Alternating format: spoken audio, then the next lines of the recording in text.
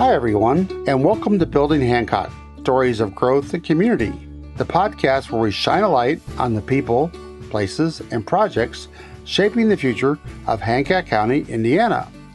I'm your host, Dave Meeker, and we're brought to you by Bringing Tech to You, New Pal Open for Biz, Advocast, and our title sponsor, Hancock Health. In this episode, we're going to talk to Gary Poole, the county engineer for Hancock County. With a passion for public service and a background in civil engineering, Gary oversees the county's transportation assets, ensuring safe and efficient roads for all, including roundabouts. That's right, roundabouts.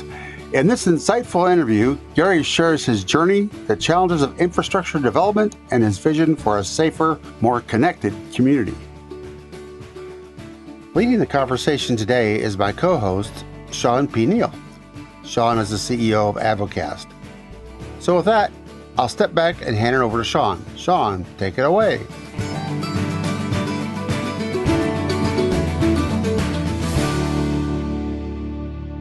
And Gary Poole, you are the county engineer for Hancock County. Welcome, and thanks for being a part of the podcast today. Thank you. I'm happy to be here. Absolutely. So for anybody out there who's wondering, which I'm sure is quite the majority of people, let's first just kind of settle what it is exactly you do to day to day. County engineer, what does that look like? What got you to this path in your life? Well, that's a lot of questions. What I do day to day is I'm the boss. I'm the director of the county transportation assets in Hancock County, the bridges, the roads, most of the coordination for the utilities, though they're charged their own facilities, but they exist mostly within the right of way. So I make the long-term plans, and then I'll pass that down to a superintendent that kind of handles it per year. And then under them are it's just like any organization. There's some levels that come down. And then that comes down to the guys that are out there trying to take these wonderful ideas and turn them into reality so that you can drive to work safely and efficiently. So I'm the guy at the top of that pyramid. So if you're ever mad at a guy out there, don't be mad at them. They're just doing what I'm telling them to do. But so that's what I do. I plan the capital asset, all the money, and what's going to go to what roads. We have a limited amount of money. We're trying to get the safest roads that can get you to places as efficiently as possible. So that's our goal. Very nice. And just kind of to touch on that first question a little bit, what led you down this path? How did you end up with this particular position? Oh, when I was in kindergarten, Miss Smiley got me interested in engineering. That's a perfect kindergarten teacher's name. She had a truck and she drove it across the bridge. She's like, well, why did the truck not fall through or whatever? And ever since then, I was kind of lucky enough to know what I wanted to do. I was in the Army, so I served as a captain. I did 3 different tours. Early 2000s, so we were busy in Iraq, Afghanistan, and Kosovo and all that. And I've always loved public service. I live here. I drive the same roads. My guys drive the same roads. And I just really I felt a calling, not to be cheesy about it, but I like building stuff. And I like my neighbors not being in wrecks. And I like getting places as best I can. So it's a fun job because we build stuff. For me, building has always been something I've really loved. Yeah, I can imagine. And I love the kind of callback to school where you think about the impact that a teacher may have had on you. That's pretty cool. Yeah, it is. It is. She doesn't know. So. Well, maybe now she does. Maybe now she'll know. Maybe she will. So let's talk a little bit about some of these major infrastructure projects Hancock County is working on right now. Which ones would you say are you the most excited about, or do you feel like are going to have the biggest impact on Hancock County residents? The Amplify project is probably my most favorite. That's a collaboration with the school districts and Ivy Tech to really get some tech jobs out into the county. People have different callings. Like I have a calling to do civil engineering. Some people want to weld. Some people want to drive a truck. Some people want to help the doctors in the hospitals. And that tech center can provide an opportunity for those people. It's big. It's $56 million. It's a lot of bonding. It was very complex to put together, but it's coming together. And I'm very excited to see students up there. So that's probably the one I'm most excited about. The one that probably affects people's day-to-day life the most, probably 600 West. That's 2 miles right on a main thoroughfare. Hey, we're going to get it done in 1 year. So I'm grateful for that. We were able to keep it open to 1 lane of traffic. That took a little more engineering magic than a lot of people might think. It's still inconvenient, but I'm very grateful we didn't have to completely close the road down. Yeah. So that's probably our biggest one right now. We have some bridges and some roundabouts that are going in. Next year, we'll have Steinmeier Road connecting over to the high school. I'm really excited about that. It'll get some of our younger drivers, who are also some of our most inexperienced drivers, off of US 52, which is a high accident area, and get them onto just a safer road. So those are probably the biggest ones. Amplify for education. 600 West will really help with accidents and moving around. And it's the last one of that portfolio. People will be very happy when that finishes. I think it's interesting because I don't know that the average person thinks a lot about all of the different areas that you impact, but you just hit on multiple, including things like school and economic development, growth, and all of these areas. Oh yeah, the prosecutor's office is being redone right now. The old jail is being redone. We've always got we've got a new park. We've got some trails going in. 9 Star was good enough to dedicate several acres of parks. So hopefully the people from Spring Lake, if we can get a trail over there. Yeah. You can go from Greenfield to Indianapolis singing on a bike. Yeah. All these things. They're fun. It's fun, but it's expensive and it's complex. I've got to imagine, but you said you like to build things. I've got to imagine that there is this part of you that has a fascination with visioning the future. Am I right there? Like, can you expand on what that might look like for you? Just that process. Well, it's a bunch of small things, just like all of us. So during COVID, I remember my son couldn't ride his bike to visit his friends very well because there was no pass. So I'm like, and now that we've built pass on 6 West, now I see kids from other neighborhoods driving around in our neighborhood. The kids are linking up more. We complain about getting off the phone. You can't ride on 6 West, but they can ride on a path. Old people, I got ladies on walkers out there walking up and down paths. When we were kids, we could play out in the woods. Now it's hard unless you're really rich. You can't have a bunch of woods. But now if we can get parks and connect it, everybody can go for a walk in the woods. And I like to envision that. Well, our primary goal is to keep people from getting hurt, right? But after that, let's have a nice day. People underestimate the value of a nice walk in the woods or a nice walk on a path. It's really something that's not hard to see. Everybody gets that. But I like the planner. I'm an engineer, right? So I'm very pragmatic. And then I've got a planner over working on, and the commissioners, obviously they're elected. So it's democracy. I'm an ex-soldier. It's big on that. But trying to turn their visions into something functional, like something real, is really important to me. I don't like a bunch of plans that just sit on shelves and a bunch of everybody high fives each other in a meeting. Or big plans or some environmental document. I mean, people can't walk on that. People don't read that. People want to go in the woods. People want to walk on something. So that's important to me as an engineer. And it's tricky because there's a limited amount of money. There's an infinite amount of need.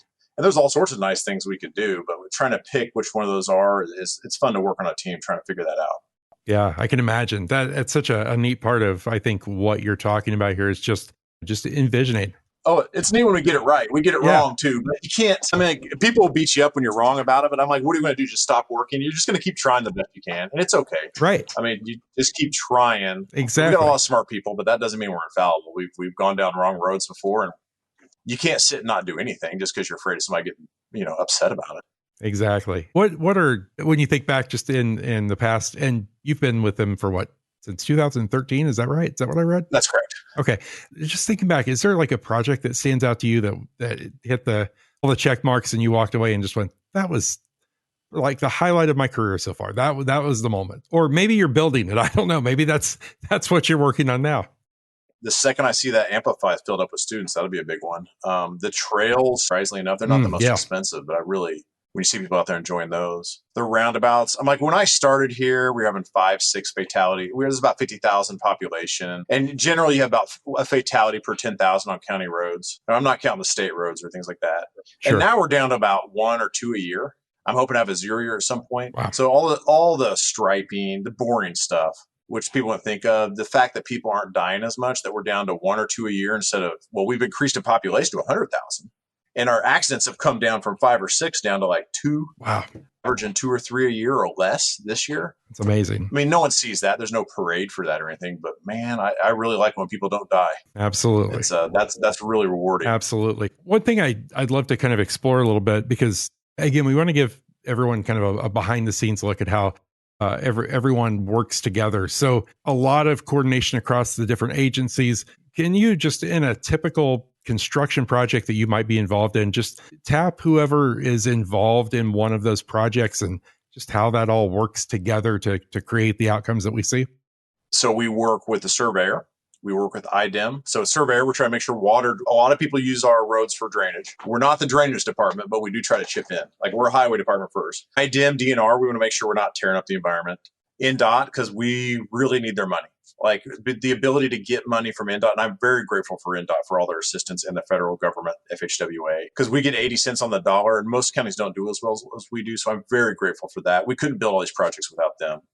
Economic Development Corporation, we've capturing all this taxes from these factories and building a lot of this stuff. The taxpayer in Hancock County hasn't had to come out of pocket directly. I mean, that's a little bit disingenuous, but in general, the factories have paid for most of this stuff. So we're working with economic development. We work with the planner. Mike Dale was a great partner before. Kayla's in there now. They're trying to have the planner's the imagination person. So they're trying to picture what the future looks like. And they're trying to obviously it needs to match up with the commissioners. They're the executive branch of the county, but work with the commissioners. We work with state legislation. There's just so much money in it. There's boards and stuff behind me. I really can't show you, but we run $30 million a year through here. We've done $180 million of grants I've gotten here. We just really have a lot of partners because all that money comes with strings. It comes with strings and good strings. Some of them, some are very annoying. Yeah, we work with everybody and the landowners. Let's not get it right. No one likes me going out there to talk to them, right? I'm widening a roadway. Though every road you drive on's had property had to be bought to do it. And sometimes people don't want to sell. That's my least favorite part of the job is like, we need to build a road for everybody. Just as you drive on a road everywhere, everyone else does too. So we work with the landowners, and most of the time that's good. Sometimes not. It's everybody from Aunt May out there on the road to Senator Kreider. And even right now, Mr. Spalding is going to meet with Mr. Shreve at the national level, trying to just bring as much, because everybody's paying taxes, right? Sure. We just want to bring as much back to Hancock County as we can. And that requires us to work with agencies from the national level down to the bottom. Even humble Hancock County has to do that. Yeah, you're touching on so many points. Something that stood out to me there is that we look at maybe the public perception of that widening of the road, that person or couple of families that just don't want to sell. Change is hard. Yeah. And I mean, you have to really tap into, I don't want to put words in your mouth, but I think you have to tap into the empathy, the being able to understand and work with them through that difficult time. I mean, that's got to be. I'd be as compassionate as you can, but in the end, I've got to be realistic with them. We're going to build the road, and the road's going to be built. And you try to have compassion with them and work on them. And sometimes it really feels bad when some people don't, they feel sore about it. And I live here. They're my neighbors. So that's my least favorite part of my job is sometimes the government has to use governmental power to create public works for the public good. And sometimes you might be the person that gets the short end of that stick. And I recognize they might get the short end of the stick. And hopefully when they drive around, other people also contributed in, whether they were willingly or not. And we still work with them. But that said, in the end, sometimes, I mean, we are the government. So we can kind of be like a big wheel sometimes. Yeah. And I think what really shines out here is that when you're talking about this, I can hear it in your voice. These are not fun conversations when people face change, but I can hear it in your voice. In the statement you said these are my neighbors. And so they are my neighbors. That's huge. That I want that to resonate with people as we start to kind of wind this up. And I want people to remember that even when you're facing that difficult challenge on the way to work, on the way to school, and your head's turning red, and you're like, Gary. My wife has to drive on 600 West. My wife, I hear about it right on the pillow, right when I go to bed. There you go. And you are a compassionate person, and we hear that. And I think that that's just important for people to hear, that you're out there doing the good work, even though it can be uncomfortable at times. People are good people. People get it. And some days they're frustrated. They're going to call in and complain. Oh, that's fine. That's fine. Sure. I understand. Sure. But people are good all around. I've really enjoyed my job. The people at Hancock County and my boss at the Commissioners Council have been really good to me. That's awesome. Even when I snarl their trip to work. I try. I'd love to just kind of vision. We talked about vision. If we could, as we start to wrap up here, just kind of look at what your vision is, maybe what the bigger picture vision is for infrastructure in Hancock County. Well, like I said, my job is to implement what the commissioners want. However, my main metric is fatalities per 100,000 people, right?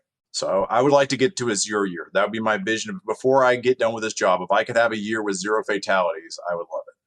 Right now, there's going to be interchange going at 200 West, and that's going to affect life on the western side of the county to an extent. I want to make sure that's done well. I'd like for some more options for people to tie into utilities. Any new development is going to pretty much be required to tie in, and we're hoping to use that as a lever. So if you have a house that's on well and septic, that you have that option in the future.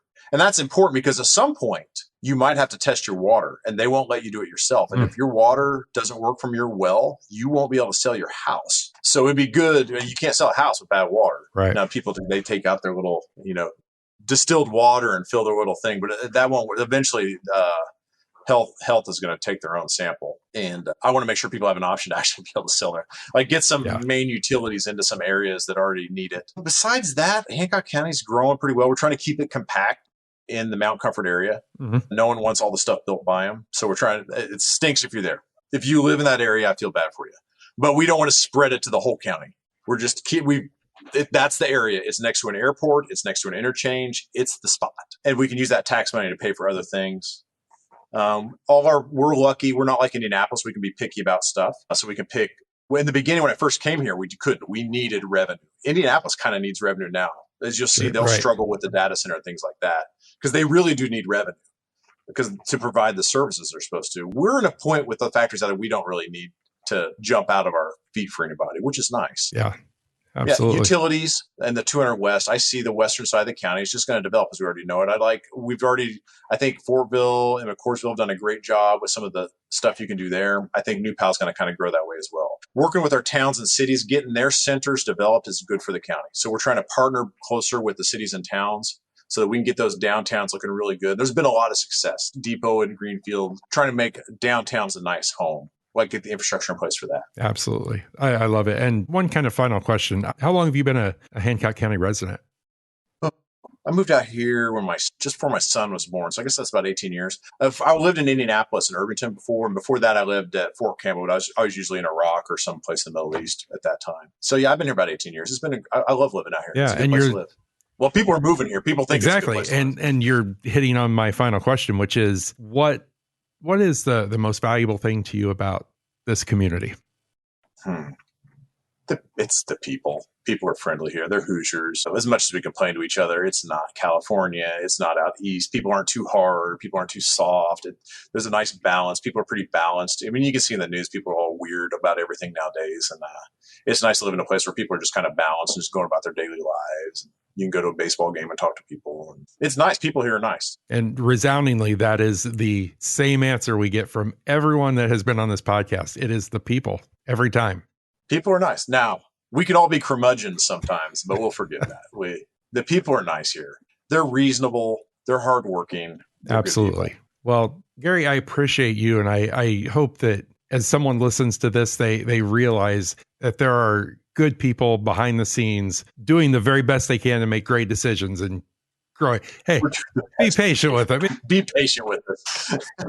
And we're good at it. I mean, our metrics are good, but we'll screw up stuff too. Bear with us. We'll get there together. There it is. The human mantra, my friends. We are all human. All right. Well, Gary Poole, thank you so much. I know you've got a lot on your plate, so I just appreciate you spending a few minutes of your day with us. A pleasure. At New Pal Open for Biz, we're all about creating a team of local businesses to help secure and promote one of the key gateways into Hancock County, our hometown of New Palestine, Indiana. Whether it's road construction updates, business growth, or community events, we've got you covered. And if you're a business owner in the New Palestine or Hancock County area and you want to be part of what we're building, just reach out by clicking on the link found in the show notes.